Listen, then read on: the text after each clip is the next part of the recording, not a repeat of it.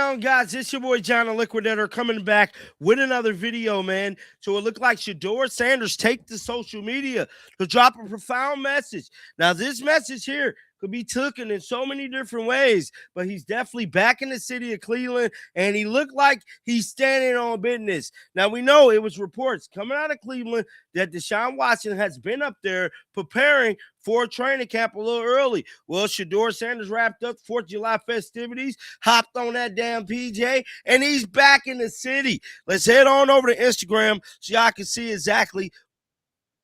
So this is the post that Shedeur put up.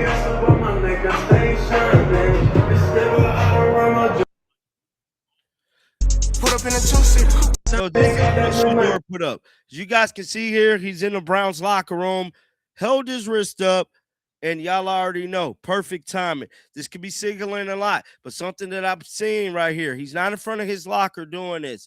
He's actually in front of last name player Sap locker doing this. Now, I'm not saying nothing, but a report did come out last week. I was the only one to report on it. How the Buccaneers was interested in Shedeur Sanders. Now, I'm not saying that that's what this is insinuating.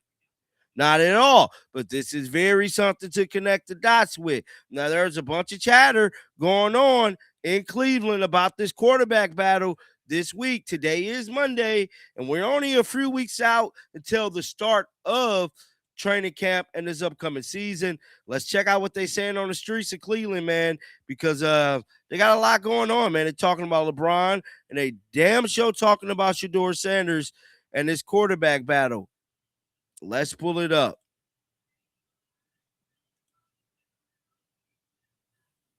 How about that Deshaun Watson? Goes to social media, posts a new video on Instagram showing him working out in Berea. And he says, no shortcuts, just work. Am I supposed to get pumped? What am I supposed to do? What do you think? Yeah, I don't think you have to get pumped, Jeff. I think one of the things I could live without is social media, posting all their videos. Yeah, social media. After he's posting all their videos on social media with cool taglines. It's good that he's in the building. He's working. It's their break, right?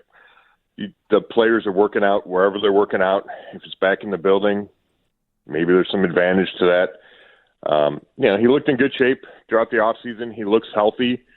The question is, can he get anywhere close to back to the player he used to be? I thought his offseason practices that we got to watch were inconsistent. There'd be good throws and then bad throws. And then the big question for me is, if he's the starter, how long can he stay healthy? He has not been able to do that since he's been with the Browns. And that, I have two serious questions. One is, can he stay healthy if he plays? And number two, can he be consistent enough? Because since he's been with the Browns, and I think that's what we have to base it on, he just hasn't been consistent enough when he's had the opportunity to play. Should he get credit for being back in? Shedeur does, right? Shedeur got a lot look at this. Shedeur's meeting Todd Monken the first day. What's Watson? I don't know what he's doing. I don't know what, you see video or you hear somebody talking, the Shedeur and Monken are talking. Okay, cool, that's cool. But you don't know. Watson may have been talking to him same day too, and there's no social media presence on that. I don't know. I just think it's kind of silly. Sometimes we're giving Shedeur credit for being in the building and that we can see him, but what is Watson doing? Well, I think at some point Monken said that Sanders had been in the building a bunch. This is before April, right before they returned for the voluntary offseason program, and that he had met Deshaun once, and then that's the only contact they had in person. So I think Shedeur was in the building a lot more before April. April 7th got here. They were both in the building a ton. And then, Watson was back in the building last week. I don't even know if the coach is in the building. I mean, this is a downtime for the coaches. So, it's good that he's working out. It's good that he's got a Browns helmet on, and it looked like there were a couple receivers that he was throwing to that were Browns guys. It's certainly, there's no downside to it. I just think we have to be careful about getting carried away. There is one aspect to this, and you've said it here. Andy and I have both said it.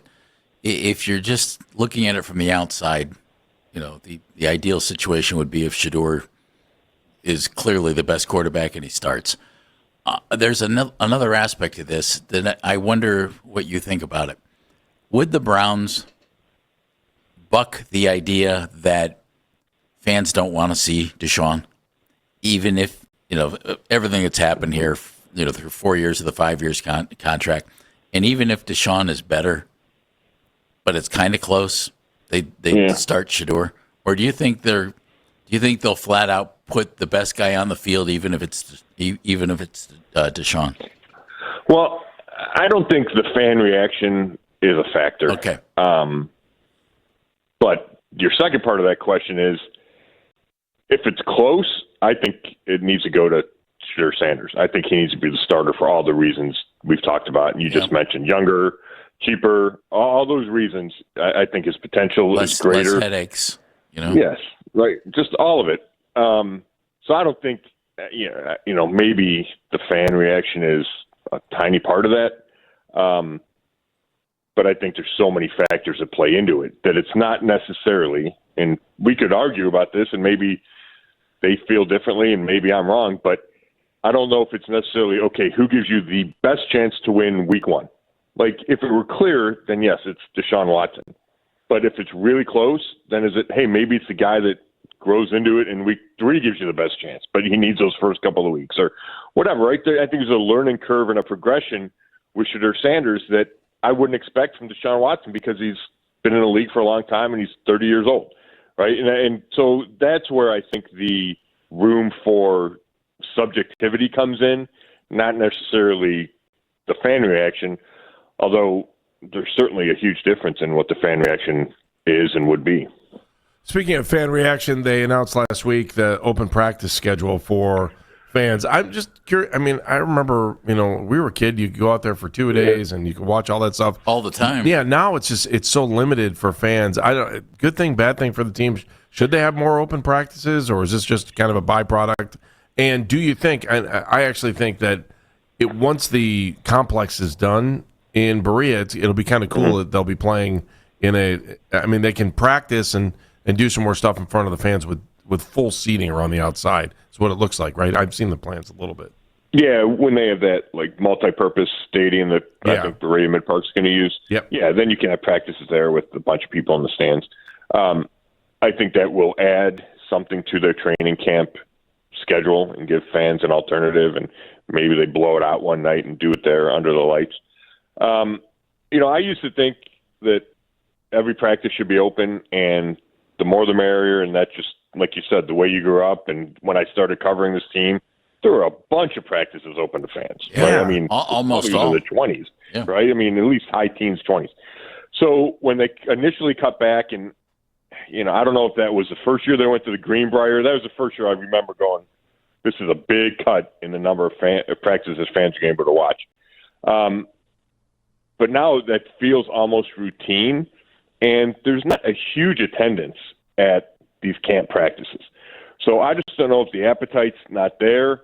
I mean, a lot of that could be due to the fact that they haven't won recently and the mood of the fans around this team, and where the excitement level is.